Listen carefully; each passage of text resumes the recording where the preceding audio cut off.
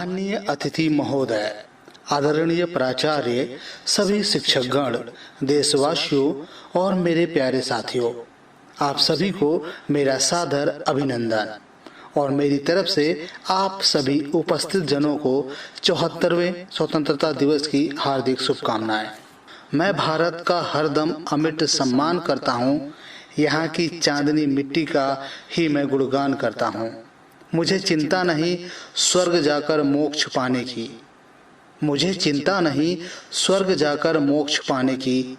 तिरंगा हो कफन मेरा, बस यही अरमान रखता हूँ, बस यही अरमान रखता हूँ।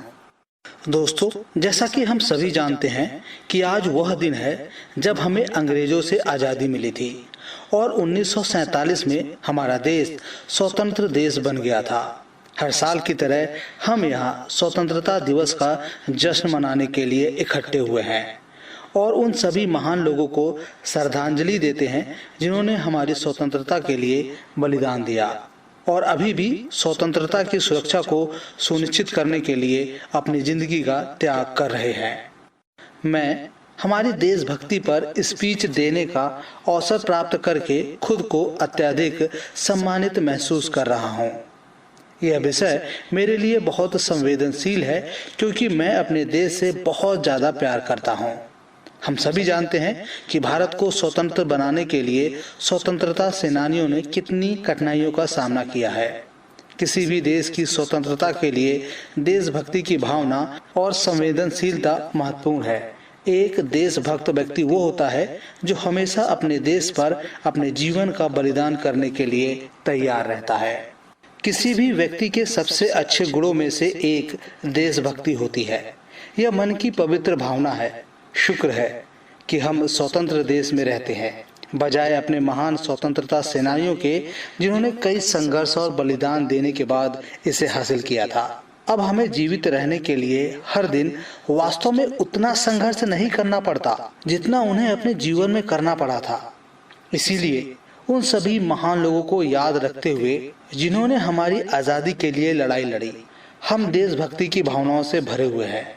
महात्मा गांधी, शहीद भगत सिंह, राजगुरु, सुखदेव, सुभाष चंद्र बोस, लाला लाजपत राय, सरदार वल्लभ भाई पटेल और कई अन्य महान लोगों ने अपनी आखिरी सांस तक कड़ी मेहनत की, सिर्फ इसलिए कि वे अपने देशवासियों को सद्भाव में रहते हुए देखना चाहते थे। यह केवल उन महान लोगों का बलिदान ही है जो दुनिया उन्हें अभी भी याद करती है। हालांकि हमारे समाज में कई असामाजिक तत्व हैं जो हमारे देश की छवि को खराब करने की कोशिश करते हैं। आजकल हम अखबारों में देखते हैं कि कुछ युवा छात्रों के कुछ वर्ग अपने देश के खिलाफ बोलते हैं। ऐसे लोग स्वतंत्रता सेनानियों और हमारी सशस्त्र बलों द्वारा सामना की जाने वाली कठिनाइयों का सम्मान नहीं करते, जो हमारी हर पल रक्षा करते हैं। दोस्तों, देशभक्ति को अन्य माध्यमों के माध्यम से भी पूरा किया जा सकता है। जरूरी नहीं है कि हर किसी को स्वतंत्रता सेनानी होना चाहिए या सेना, नौसेना या वायुसेना में भर्ती होकर देश की सेवा करनी चाहिए। स्वच्छ भारत अभियान का हिस्सा बनकर आप देश के प्रति अपने प्यार को प्रदर्शित कर सकते हैं या आप गरीब, भूखे और जरूरतमंद लोगों की मदद कर सकते हैं, जल बचा सकते हैं, पर्यावरण का संरक्षण कर सकते हैं, जरूरत लोगों को मदद के रूप में गर्मियों में पानी बांटने या फिर सर्दियों में कंबल वितरित करके आप मानव जाति के प्रति अपना प्यार प्रदर्शित कर सकते हैं और इस तरह आप अपनी सच्ची वीरता और देशभक्ति को भी दिखा सकते हैं। दोस्तों, देशभक्ति का मतलब केवल किसी देश की आज़ादी के लिए संघर्ष करना ही नहीं, बल्कि इसमें देश और देशवासियों की ईमानदारी, भावना और सच्चा प्यार भी शामिल है, जो देश के विकास के लिए भावपूर्ण काम के माध्यम से प्रदर्शित किया जा सकता है।